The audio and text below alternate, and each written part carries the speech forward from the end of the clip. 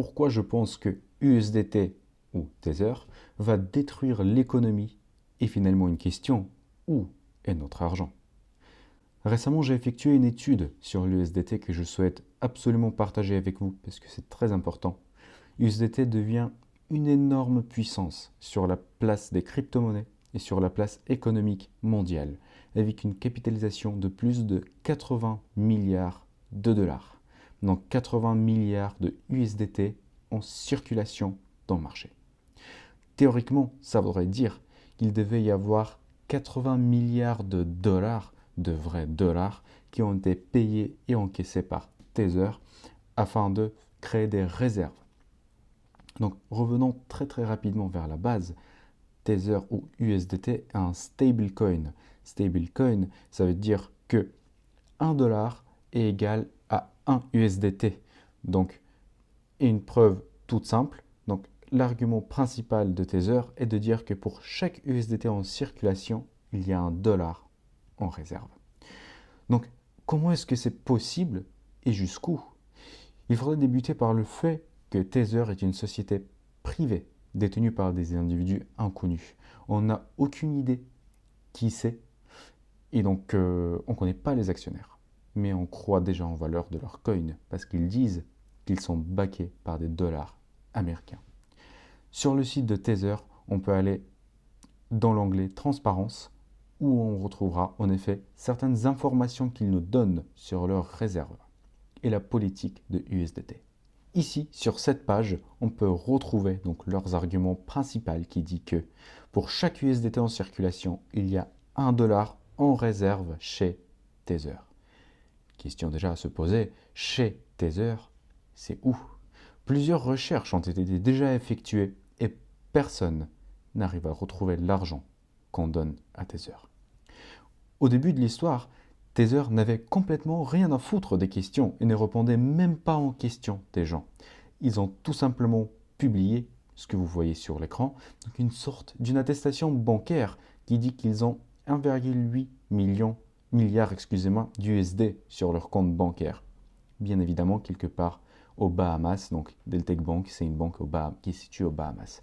C'était encore en 2018, octobre 2018, et on peut voir que, en effet, en octobre 2018, leur capitalisation était à peu près de 2 milliards. Donc, théoriquement, ça faisait à peu près la réserve one-to-one, mais ceci déjà n'était pas le cas, parce que quasiment ce n'est pas 100%.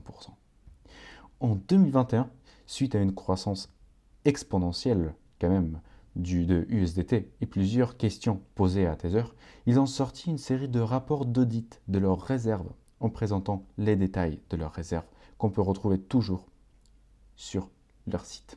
Et avant qu'on plonge dans le détail de leurs réserves, je voudrais me poser une question toute simple. Qui a effectué les audits de cette société?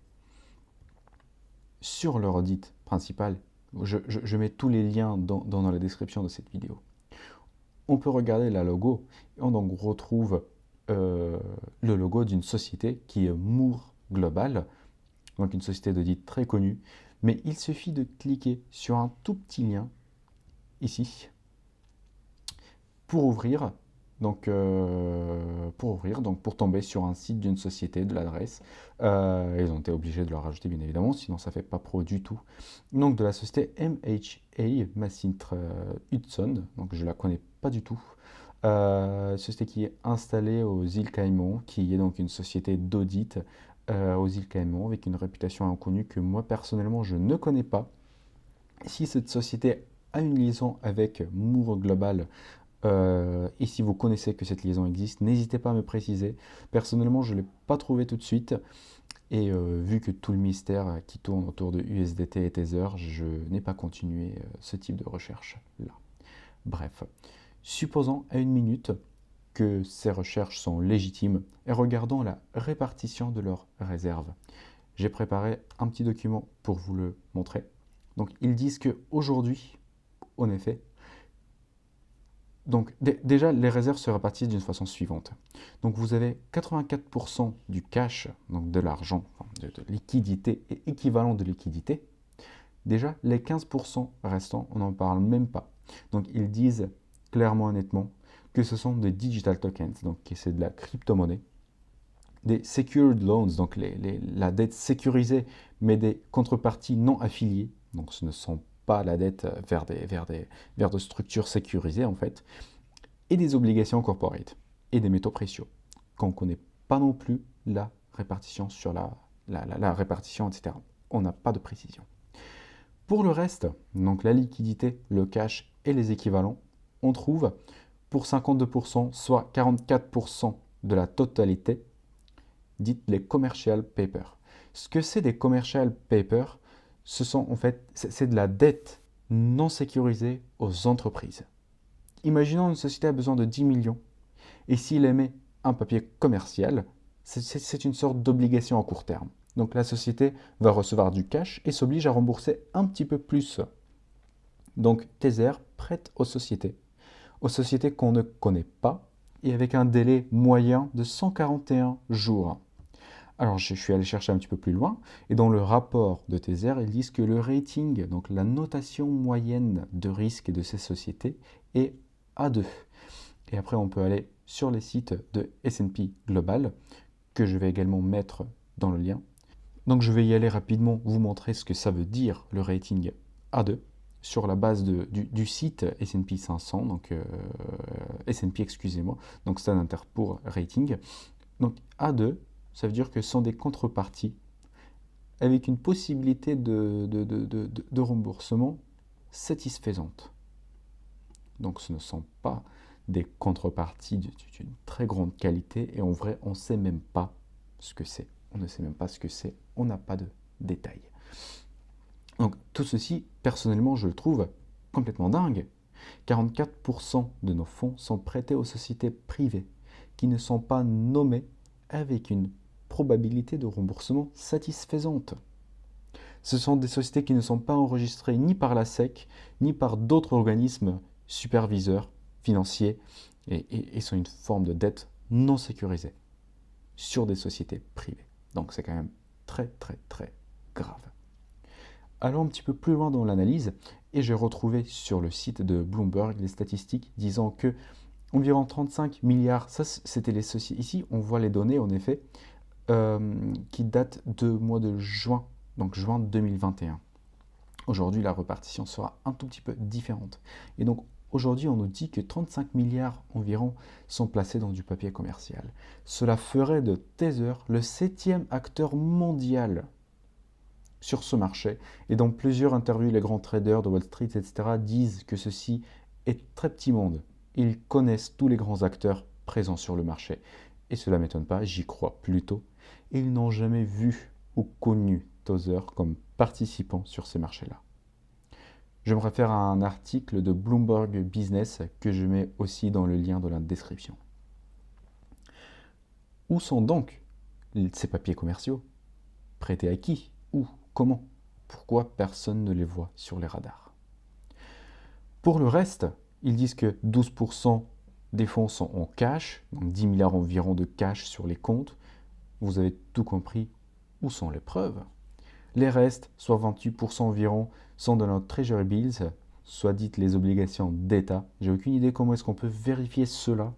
Si vous en avez des idées, si vous savez comment, bienvenue dans les commentaires pour partager et pour qu'on puisse identifier tout ça ensemble.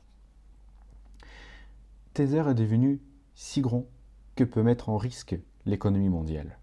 Mais Tether fonctionne plus comme une banque et voire, pour être précis, un fonds d'investissement offshore à haut risque. Elle investit l'argent qu'elle reçoit en échange des USDT et les investit à son propre compte pour son propre bénéfice. Tether ne figure nulle part comme un détenteur des actifs qu'il est supposé de détenir sur la base des rapports d'audit très très douteux. Bloomberg a réussi d'avoir leurs avocats et poser plusieurs questions. Les réponses restent vagues sur tous les sujets importants. Il a même osé de dire que Tether était toujours capable de fournir de dollars au retour jusqu'à aujourd'hui.